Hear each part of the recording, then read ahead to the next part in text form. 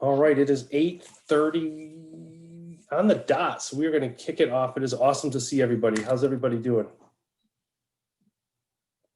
Doing all right? Awesome. Are you ready to go back? I am definitely well rested. Okay. Did anybody any highlights of the last week and a half or 2 weeks since we've seen each other? So anything you want to share? Any highlights? Emily, you play any gigs or any of that? No, we haven't played anywhere or practiced recently at all, actually, which is kind of sad, but it's not really the time for indoor bands right now. We got to keep sharp because when it happens, we're going to be calling you up. We'll be ready. Okay. So we are back tomorrow. And one of the things that, I see so many things on Twitter or Facebook, one word, this, that, and the other thing, so many things. But the true kind of question I have for you, and especially for Molly and Emily, as you come back for the first time, what is something you want to make sure you are able to do in January? Because we send these lofty goals, or you're like, this is my resolution. I'm a big resolution person, because if you need a date to get you motivated, that's, for me, that's a little bit of an issue. Well, there's Dennis in the wrong side again. I'll get you over in a second. I think that's my goal, is to make sure Dennis signs on the right link. One of these, if in the next 12 months we can do that, that's my goal. But I'd love to hear from you how you come back from a break, because this is the first time we've ever come back from a break that we go back into hybrid for some of us, or some form of remote. And I know at the beginning of this, that was a big push of like, how does this look? How do we support new educators? But now we're coming back from a long break. So I'd love for you to all share some of the things that you're doing as well to come back from break and not have that like, oh, first thing Carrie said and is like, we're back on Zoom. And it's awesome to see you all. I get that. And that's not what she was saying. It was like, here we go. So how do we keep that momentum, excitement, drive for our students? So take it away as I move some people over and answer some chats. I can go. So we went full remote 3 days before we were supposed to go on Christmas break, winter break, sorry.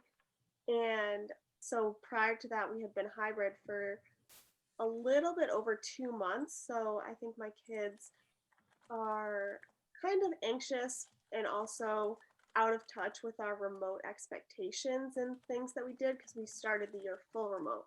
So one thing that I'm planning on doing when we go back is kind of to set some intentions for our remote learning setting as we come into a new year. So kind of not so much resolutions, but thinking and reflecting on things that worked from the beginning of the year when we were all remote, and maybe brainstorming some new things that we could add into our class to make it even better than it was before. Do you have one that you like, I would love to share? Like, what is something that really worked that you want to make sure you kick up again in January? So we were doing mindfulness every day after lunch before we went hybrid. And then when we went hybrid, it became a little bit messy because my computer can't share screen on the projector and to my computer at the same time. And so mask breaks were a whole thing and bathroom breaks were a whole thing. So we kind of lost touch with that, but it wasn't as bad because it wasn't like they were sitting on the computer all day. They didn't need it as much, but I want to try to reinstate that even better than it was before, and then set the intention to stick to it, even if we end up going back to hybrid, and find a way to make that work for everyone. Awesome. It must be the theme. Like poor Molly, she's like, oh, I'm gonna talk a little, and then I'm gonna get off. Then I always push. You're like the first one I push back on every time.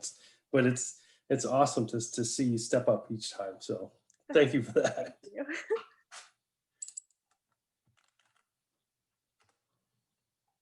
Dennis, nice to see you, man. Happy New Year, everyone. I was trying to be a guest and just feed off of your energy tonight. You notice I don't have a bow tie tonight, so I was just trying to blend in. Well, you look sharp. You got a new cut. You're all trimmed up. Look at you. I'm trying to do a little bit differently this year, just a little bit. Just a little bit. I was glad to be here. For me, I'm just really excited to get back into the buildings of kids, and most people are, we're still transitioning. More of our kids will be coming back to school on a continual basis as we go into phase 4 very soon. But for me, it's just making sure everybody has a level of fun, but we still make sure that like kids are learning at high levels. And the only way you can do that is to really be a part of a team. And you have to be vulnerable when you're with your teams. And it's something that we've been socialized not to do. We want to be the ones that know all the answers all the time, and we have to be perfect. Let's get away from that. Like the greatest thing that we can do right now is just learn from one another and just have fun together. No, that's, I think that last part's that's so critical as we come back. Just have some fun. Like let's not take ourselves too seriously and get back into it and have that moving forward. Other thoughts, other goals, other kind of, this is what I'm just gonna try to get through or whatever. I would say for me, the last 6 weeks, 8 weeks leading up to the break, I had a really strong focus on how exhausted I was feeling, how exhausted I felt like the staff around me was feeling. You could even see that that energy and that activity in the kids those last few weeks that I felt like was much more intense than normal. Like they were kind of just, done as well. And it made me really think about my relationship with time. And it's a conversation that I look forward to bringing into my staff over the next couple of weeks, because I just feel like, you hear all those sayings, you can't pour from an empty cup and all of those, cliches, but they're true. And it's really important for us to be intentional about how we take care of ourselves. It's really extremely important for you to make sure that you take the necessary time for you, for your family, for your personal life, all of those important things that are outside of work as well. I just feel like it's so easy to become resentful potentially of some of the things that we love and we enjoy if it's taking up too much. And I do feel like this pandemic, drained a bit of us. So it's important for us to be intentional and really not feel that guilt and really take time to take care of ourselves as well.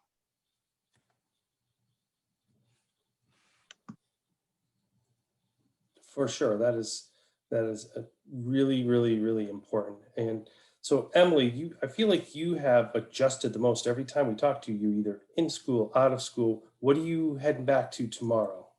So the week before Christmas break, we went back to school for 2 days. They wanted us to go back in, and then it didn't end up working. So then we went back full remote. So we're going, the whole school is full remote for at least just this week, and they're going to reevaluate on Friday. So I think it's going to be a pattern of like at the end of every week, kind of reevaluating to see when we can go back. But for now, we're full remote, which I am honestly okay with, because I've been Okay. doing half remote since September. So it's not like a in and out. I'm always remote in some sense. So I always have assignments and things ready remotely, which isn't too bad. It's okay. But I feel like for me, for this year, I think it's like a nice clean slate. It's like the first time where every project is finished, like all the books are done, like we're starting new units, everything, because we ended at a nice point. We're starting a new writing unit. It's just a nice fresh start where we can kind of like reevaluate our schedules a little bit, make sure we're giving time for certain things. And something that I noticed at the very end of school before Christmas break that I liked is that at first I felt like really nervous as a first year teacher, thinking that I always had to stick with the like scheduling and scope and sequence and exactly what all the other ELA teachers were doing. And in all your downtime, your kids should be on Lexia, or they should do independent reading. And I was nervous that they weren't going to be doing enough of that. But then some of my kids were requesting to do like projects together, like writing a play together, or just like doing something together in a breakout room. And I was kind of scared to do that like administration would pop in and they would be like, no, that's not okay. But they love it. And I am just going to start maybe making them more intentional and like setting up projects for them to do more, instead of like, I think that's better than just reading at every down moment. And so I think I'm going to take more risk like that and be a little less nervous about what other teachers are doing too. No, that's awesome. That is just good stuff. And I know, Ariel, you are also been bounced around. You also had your co-teacher in out. Like you've had a little bit of a rocky December. How are you getting geared up to come back? It's funny, I was smiling when Emily was saying that she's starting new units, because we had the same situation. We're starting a brand new, not tomorrow, it's a lot to start it all the first day back, but we're starting a new reading, writing, social studies, and science units. And that rarely happens for me, that I can align all of my units and all of my lessons to be completely brand new on the same day. So I'm excited. It almost feels like the first day of school again. And we've been face-to-face in person every day. And this was the longest break that we've had from seeing the students, and they I miss them and they miss us. And I sent an email to families today just welcoming them back. And I saw something on Twitter. I wish I retweeted it because I don't remember who said it, but just being intentional about how we greet our students tomorrow, because not everyone had a great break and not everyone spent time with family. I didn't Right. see family over the break. I didn't do anything. I did self-care for myself, and it was a wonderful 11 days, and I spent time with my immediate family and the bubble I've been with. But I'm used to, when we go back to school, saying to the students, what did you do for Christmas? What did you do for New Year's? And it becomes second nature to ask the kids what they've been up to. But I'm really trying to be intentional tomorrow and through the next couple of days of the language I use when I see the students again, and just making them know that it's okay, that it's safe, and I'm happy that they didn't do anything, and doing nothing is still doing something, and just highlighting and keeping that being normal for now, because I don't know what I'm going into tomorrow with how my students spent these couple of days off. But I'm looking forward to starting fresh and new. And like Emily said, it's very fun starting new units with students, and especially ones that are asking for particular projects and activities. I also have playwriters in my class that like to get together during indoor recess and use the strategies that I teach them, but free write. And I'm really looking forward to seeing that unfold. We're at just about the halfway point, coming up soon. So this is the time where we really start to see a lot of change and growth, and it's exciting to come Yeah, back this time. absolutely. And I'm going to loop back to you in a minute, but I want to make sure that Melissa and Carrie feel like they have an opportunity to share if they want to jump in on something that they were doing. Melissa, don't you give the eyes like, who, me? I just kind of fell into this place. You do some of the most amazing things I see online. And one of these times we're going to talk off air about having the, like, owning some of that praise that you get, because you do some of the most impactful, inspiring, innovative things that I've seen online. So you can be like, whoa, maybe me, I might do something cool. Like, I don't know, invent an air balloon or something. Like, you do some amazing things. So I'd love for you to share something that to help our new educators. You're not in that space for either me. You're both top and bottom. So you can point wherever you want. Because you two have a lot to offer. Then I do want to come back to what you said, Arrow, about students coming back from a different type of break for themselves as well, not just educators. Melissa, you're so much work, you know? Yeah. So much effort. No, it's funny because I mean, everything resonates with me. You know, Emily's the project idea. We do something in my classroom. I don't know if I've mentioned it here before, called Drop Everything and Create. And we do it on Fridays, where students get to, learn about what they want to learn about or create what they want to create. And that's just, I've had a lot of success with that in terms of like, it feels like the kids feel very free that they're creating their own projects and they're learning about what they want to learn or sharing what they're sharing.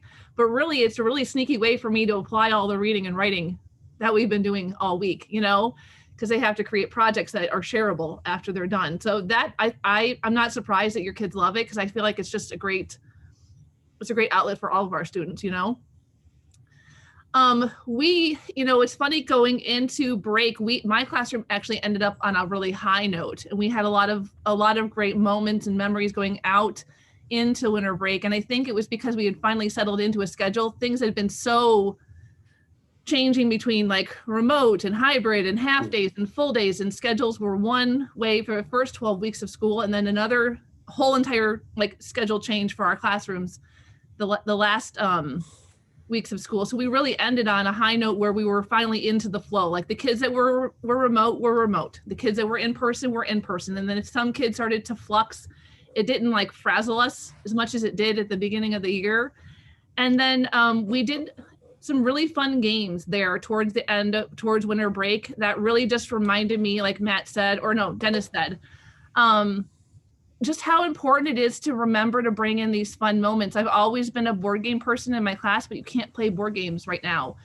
But really got me thinking and remembering that I can stretch my thinking, my creativity to take games maybe in their old traditional format and make them meet kids where they're at in terms of a remote setting, and that could still bring so much fun into the classroom. And my kids constantly remind me that, like, it's never that they really can't do it. It's just that we have to set it up so that they can show us they can do it. And that was just another fun reminder for me at the end of going into winter break. They just reminded me that fun and play is valuable. It is important. And my kids are ready for it. Like, I'm excited for this next half of the school year because my kids are really on an upswing, and I'm really excited to see where we're going to go next. But I am also concerned for some of the things that Ariel said, just listening to my own children. 2021 coming was supposed to be this great, clean, like, snap, everything's going to be better. And it really concerns me. And I know it's on my own children's mind about, when is this going to end?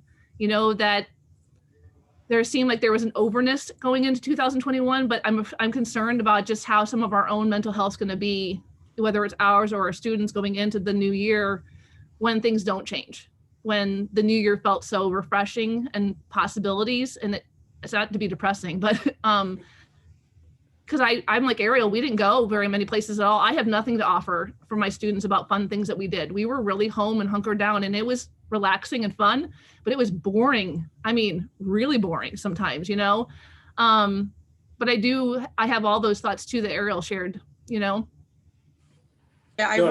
I'm sorry, but I just want to share this because this is a great conversation that's happening on the side. We've been using the chat, and I know when this video is posted, the chat is not posted. So I just want to share some of the sentiments that are said. Like Molly had mentioned, I'm sorry to say, Molly, call you out, but having a Google form. Go for it, anytime. Or just to share a Google form with your students to feel out what type of break they're coming back to. And I think that's really powerful, to give students the anonymous and private way to share how they're feeling, because I know for myself, I didn't do anything. I was safe and I was home, but I was very bored, but I knew I was comfortable being bored. I don't know if an 8-year-old or 9-year-old child would feel comfortable saying I didn't do anything. And I don't want my students to feel, coming back after 11 days where we had holidays and breaks, and occasions, I don't want them to think, like you said, Carrie, snap of the fingers, 2021 is the best year ever. It's been a few days in, not much has changed. And I want my students to feel safe tomorrow when they return back to the building, and know that it's okay, and encouraged that they did not go out and didn't do anything. So I love that idea, Molly. It's a very simple idea, but a really powerful one. So thank you for sharing that in the chat. Awesome. Well, the time has come. Melissa Hayes, we're just going to call you right out. I would love to hear how because you are coming back full remote, and you've been full remote all year. For those of you who are tuning in for the first time, Melissa has been a full remote teacher, no back and forth. You've been just the remote educator, doing some amazing things. So how do you get kids geared up for that? Well, first of all, I had an amazing break. All right, bring us up a little. But I'm the weirdo that on that last week was planning and getting things ready, because that's my fun. So basically I have a week full of fun plans. So just like if they had a bummed holiday, hopefully this will turn it around. We are going to celebrate the new year on Friday, and our STEM for this week is they actually have to create a New Year's hat and a horn blower or a noisemaker so they can use it on Friday when we celebrate the new year. We're going to do a book tasting, which is kind of like a restaurant style, to go over money that we did a couple months ago. But I think for me, it's because I hear a lot, it's about mindset, because I hear a lot of teachers say, well, we're full virtual. I can't do that. I can't do that. And that's where I want to say, are you doing this for you or the kids? Because the kids should be first. If it's hard, it doesn't matter. There's always a way around it. There's always a way to do it. So for me, I want to make sure my kids enjoy school, because we are online, but the district is hybrid. So their friends that they see are saying how they see each other in school. They're talking about recess. Even though it might be crazy, they still get to see each other. We don't. We're virtual. So I want to make sure that the experience is so amazing that they can comment to their friends, well, you didn't do this, or you didn't Zoom with Australia and blah, blah, blah. That's what I want the memories to be, not about assessment or anything like that or craziness. So that's my whole year is to try and make sure that they have fun, they're enjoying themselves, and the second grade year is the only year they're ever going to get. You can't get that back. So I want to make sure the memories are definitely there. Yeah, no, I think that's awesome and well said. And people who are watching and people who can listen after or watch this can see so many different perspectives and different thoughts and different ways we approach that. And that's kind of the heartbeat of what we're doing. And I know Ariel has to leave in a little bit. So if she just leaves, don't think anyone's like, she's just like, I'm done with this. So, but I did have a question, especially for our new educators, Emily and Molly here with us, or any of those who listen. One of the things that could be different for teachers is we are, as Carrie said, hunkering down for the most part, being safe, trying to really be respectful. You may have a class who's half of them didn't really pay this any mind. And they come back and are like, hey, went to North Carolina. Hey, went to California, wherever. I know we're all in different states, but they went on vacations and they went skiing and they did all this. And then there's the kids who are like, I couldn't even leave my house. Like, what are some things we can tell our new educators who this is the first time back for them anyways? They're managing all of this for themselves. And now they have kids coming back where they may have personal feelings of like, I don't want to be around the kid who went to Canada or whatever. So what are some things you can share, for our team here, Molly and Emily, or for all of us addressing that?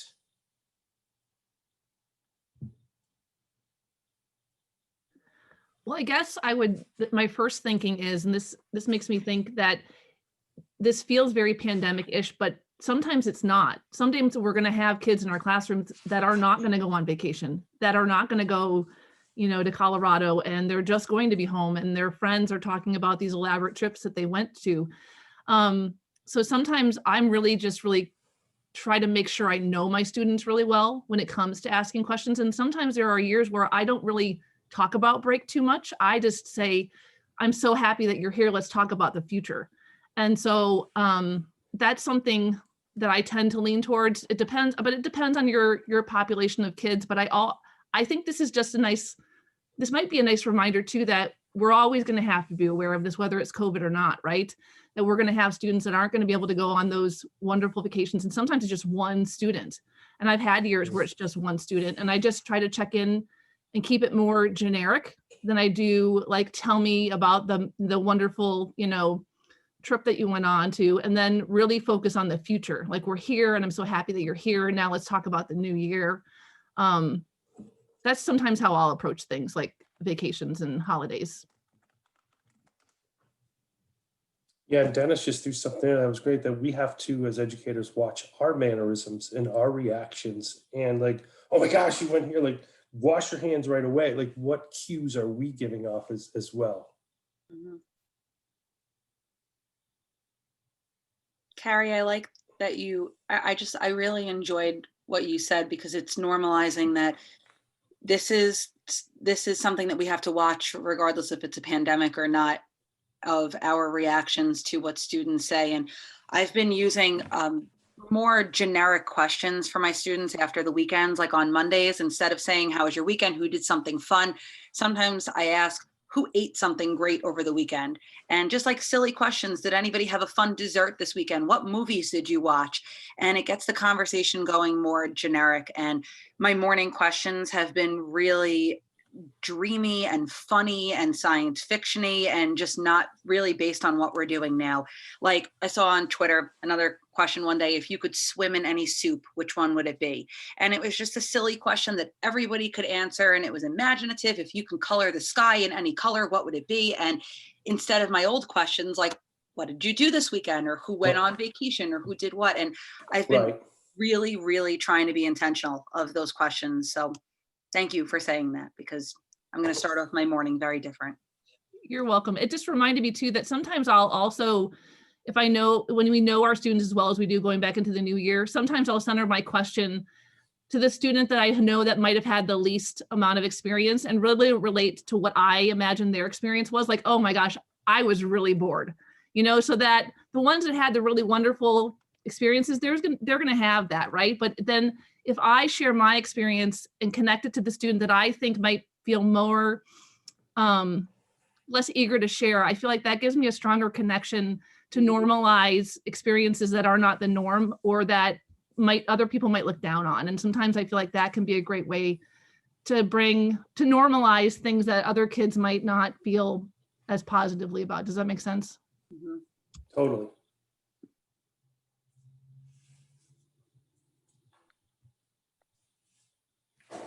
So Emily and Molly, are you worried about that? Thoughts on that? Like coming back, how to normalize that for some of your students?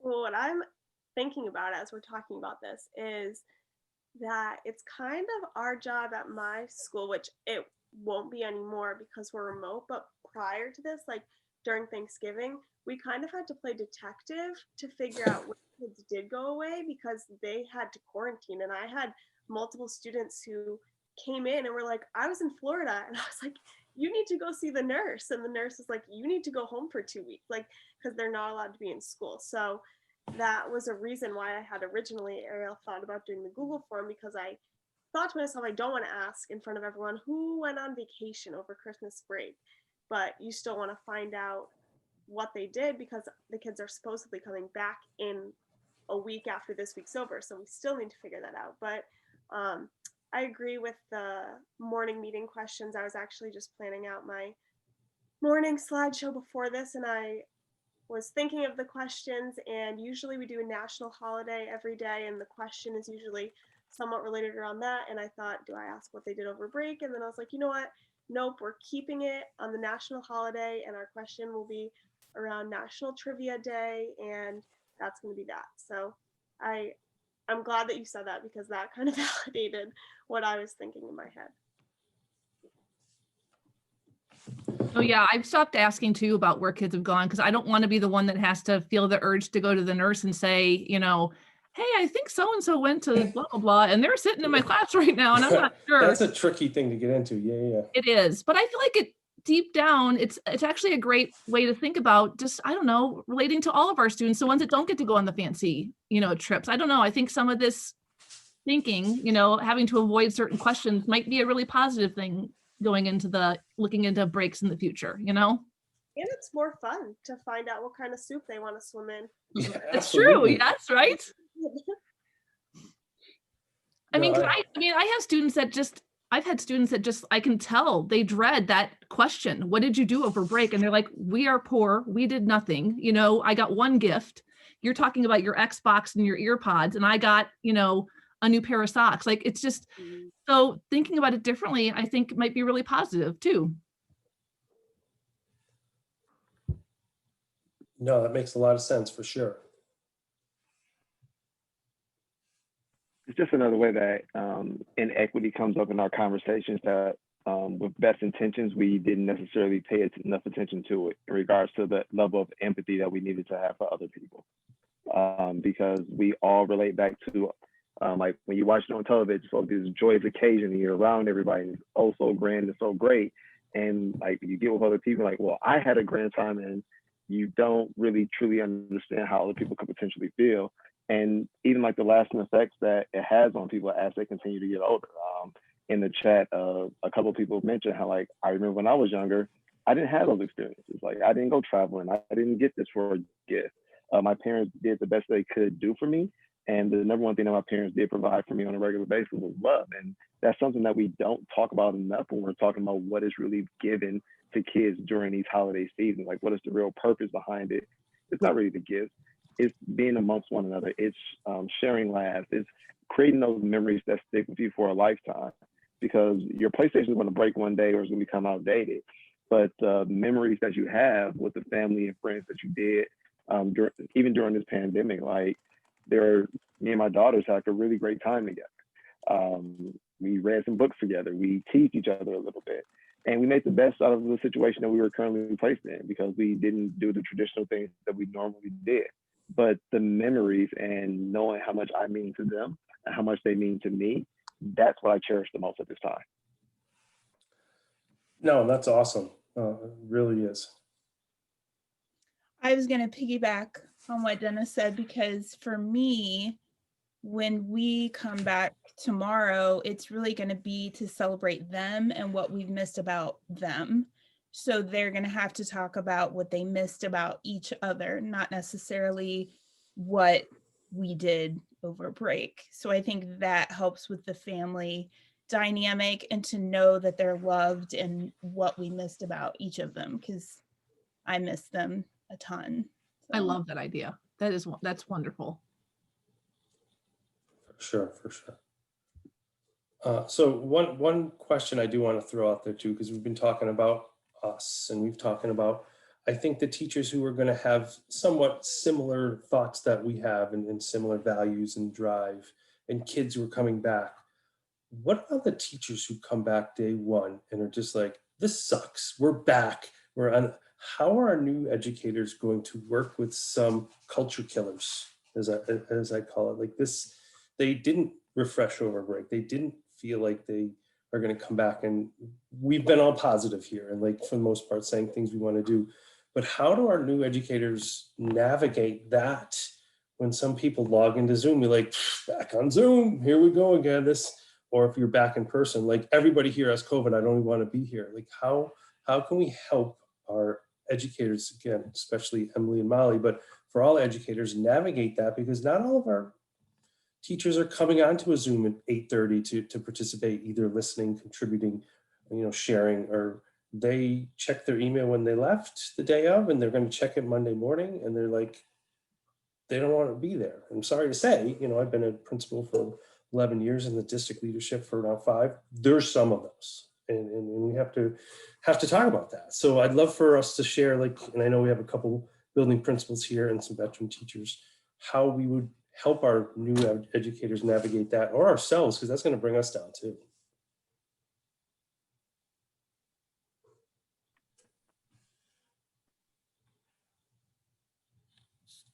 You're unmuted, Dennis. You can talk. I was trying to let someone else go first. There's this great visual that's out, and I had shared it with my staff one day. It's about how if you're the positive person and like you're surrounded by people that aren't positive, if you contain your level of positive energy and your positive outlook, that's going to spread. And eventually those other people will become positives too. But a lot of times what happens is when we get around certain people and we know the people that are going to be upset Monday morning and everything else, we allow them to strike first by talking to us first and saying how bad things were. And then we walk away and we carry all that negative energy with us. When the reality is, I go find them first and I'm like, good morning, how are you doing? Like, tell me something positive is going to happen for you today.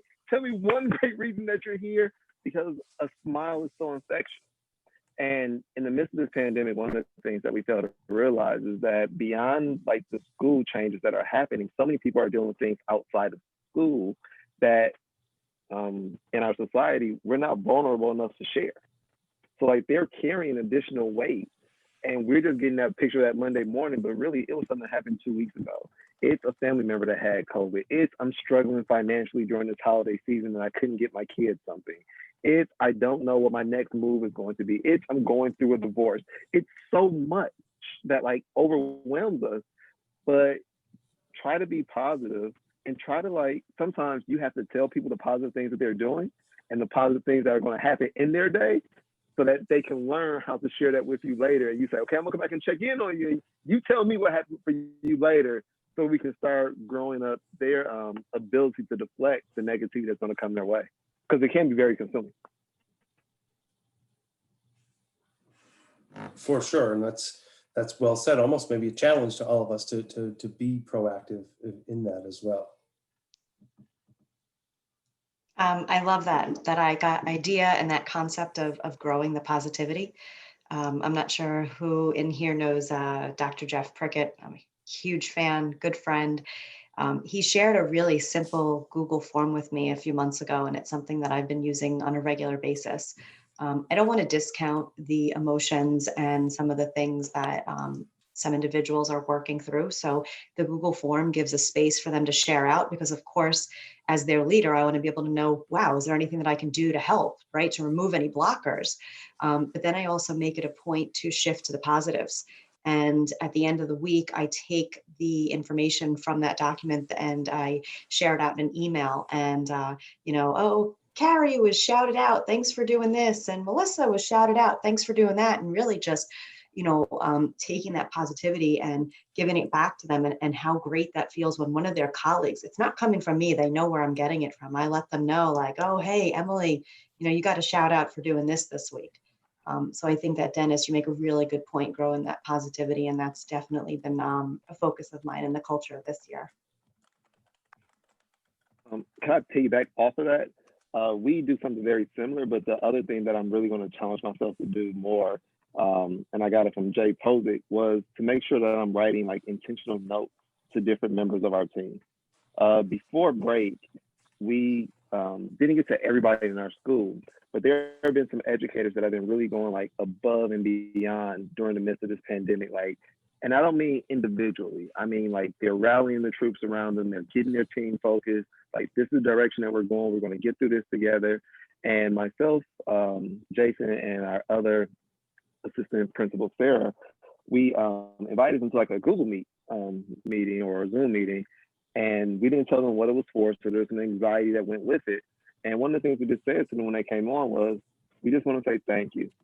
Like, during this time, you're doing so much to like help keep our school positive and going in the right direction and making sure that kids are learning. And that was like one of the most powerful things I think I've ever done as an administrator, which is having an intentionality, like where we call someone in and it's the three of us there, which causes anxiety at first, but then like we just share with them, each of us, this is how you're impacting our school. And I think that really, really meant a lot to people, especially as we were going into this break with so much of this feeling of anxiety and overwhelming that we are all experiencing to a certain degree. No, that makes a lot of sense as we come back and come together. And I think those things get missed, especially, in the time of go and going incredibly fast, or making sure people are connected to have those moments. Not, we would always say, when I was a principal and a new principal either was in our district or did a understudy with me and became principal, I gave them a packet of like actual note cards, thank you cards, and like, go through these in September. Write these out. Like, that was always something. And during this 6 months now, we may be going away from that, or it is more digital, but I received some actual cards and letters over break, and it was one of the highlights of the break. So like, we have to keep remembering that too, and seeing, like, Dennis, I know that educator walking in is going to tell other people that. So it's how that spreads in your school, even if you're not even in the school. It's a huge culture piece that's going to be that positive energy that kind of keeps things moving forward, for sure.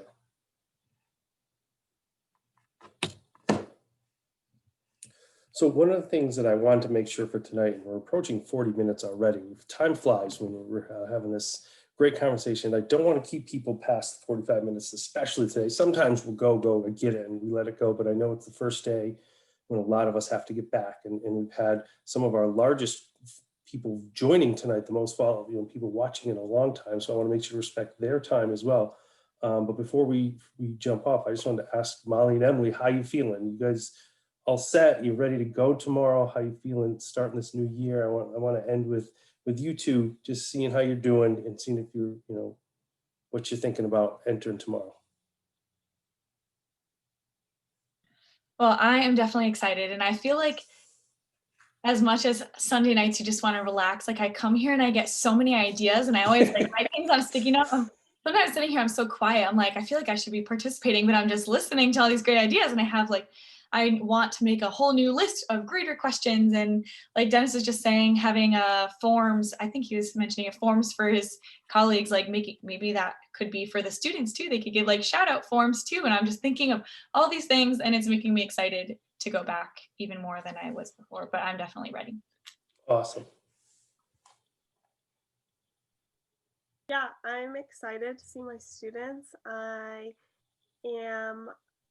It's gonna be a little bit crazy. I'm getting a new student tomorrow, and since I'm still here in Rhode Island right now, my classroom is set up in my childhood bedroom right now. So I'm excited to see the kids and have fun these next few days, and then like get my organization together once I am back in my space. But I'm gonna make the most out of it. I got a new document camera right before break. Right. Never had one that worked the whole first half of the year, so I'm really It's the excited. little things, right? But yeah, I'm excited.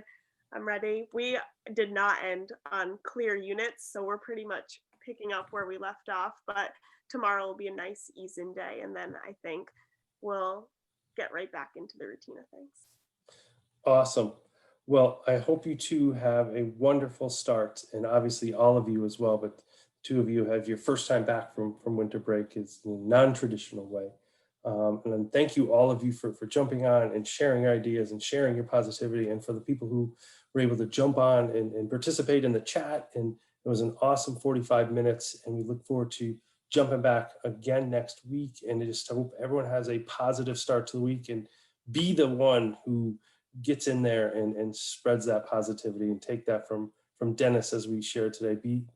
Be the proactive person. Don't just sit and wait for someone to come at you. So hope everyone has a wonderful Sunday night, because some of you are in different time zones, so the nights can be a little bit longer, but some of us are shutting it down for the night.